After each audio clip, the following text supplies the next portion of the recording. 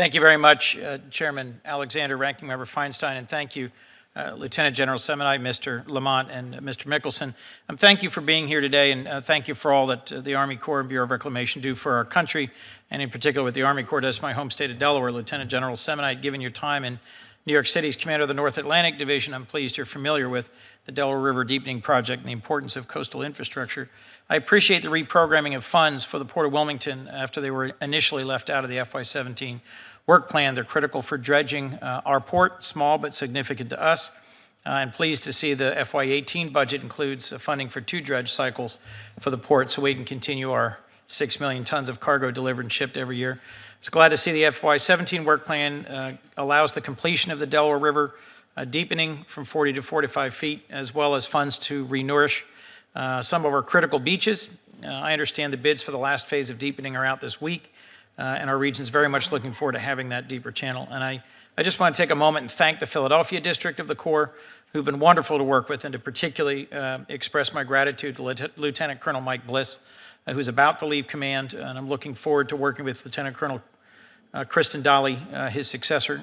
Lieutenant Colonel Bliss has been just terrific, and the men and women of the Philadelphia District are creative, responsive, and greatly appreciated in my office. Let me briefly ask 3 questions about the Dredge McFarland, the Delaware River Basin Commission, and infrastructure generally. Federal funding hasn't been provided to the Delaware River Basin Commission as required by the congressionally approved compact for 20 of the last 21 years. There's been clear congressional directives from the subcommittee and in both the 14 and 07 Water Resources Development Acts that the federal government should financially support the DRBC and the other 2 river basin commissions and budget accordingly. The Army Corps recently took the position that the Planning Assistance to States program meets that federal funding obligation. But these planning activities require a 50% match from the river basin commissions. Rather than financially supporting the River Basin Commission as required, I view this as siphoning resources away from the commissions and then sends us back to the Corps. And I think it requires the commissions to use a program that may not be appropriate for their needs. So can you or Mr. Lamont briefly explain why the Corps has not allocated funds in this budget to the Delaware River Basin Commission? So, sir, let me start out, and I think Mr. Lamont can certainly pick up if I miss something. First of all, I was on the Delaware River Commission for 3 years. Yes. I always use that as a model a lot of times of how to do a total integrated water package. Great people, very, very focused. You're right. For the last 21 years, there's always been an expectation that the federal government would give cash in kind to be able to help offset the overhead costs of the DRBC administrative work. That also applies to a couple other river commissions, Susquehanna and some other ones. That has not been funded. I think what has been tried in an effort to try to meet the intent of that contribution was a in-kind contribution. And that's where this planning assistance to states has tried to meet that. I'll let Mr. Lamont jump in if he wants to hit as to why there wasn't a cash in kind, but I think that's one of the challenges where we just have a lot of bills that are on the table that don't necessarily come across the way that you'd want them to come across. I understand we're going to run out of time, so I'll just be brief and move forward if I can. Generally, let me express support for the Dredge McFarland. Lieutenant General Semonite, from your previous time in the North Atlantic Division, you see the importance of a fleet of highly responsive dredges. It benefits ports not just Wilmington, Delaware, New York, Norfolk, Jacksonville, New Orleans. I hope you will take timely steps to replace the oldest of the dredges in the fleet, the McFarland. Let me ask you a last question, if I might. President Trump has said he wants to make significant investments in infrastructure, and I think many of us would agree that should include investments in waterways and coastal infrastructure. Some of our budget requests for other departments and agencies have so far not been encouraging with regard to investments in infrastructure. Seaports handle 99% of our overseas trade by volume, support 23 million jobs.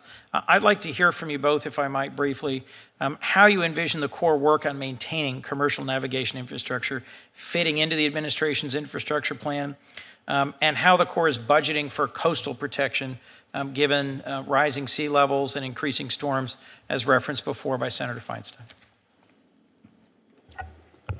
Senator Coons, as I indicated to Senator Feinstein, the needs in this country are just incredible as far as water resources demands. And with the crumbling infrastructure, I would say this administration sees the wake-up call, and I think we all do.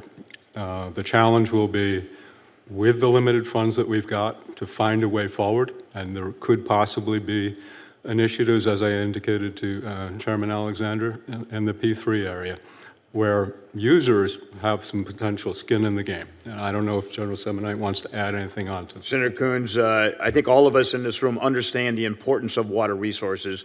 I do worry, and just as the chairman said, some people think of infrastructure as roads, rivers, and rare fuels.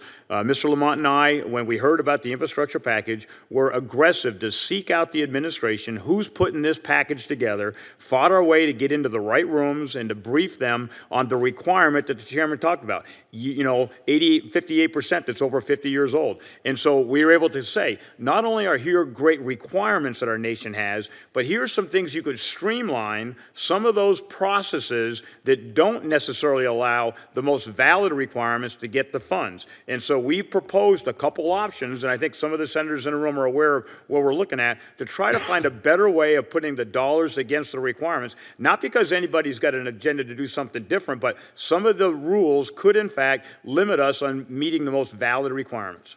I appreciate your testimony, and I hope we'll continue to work together, as this committee always has, on a bipartisan basis to invest in America's water infrastructure. Thank you, Mr. Chairman. Thank you, Senator.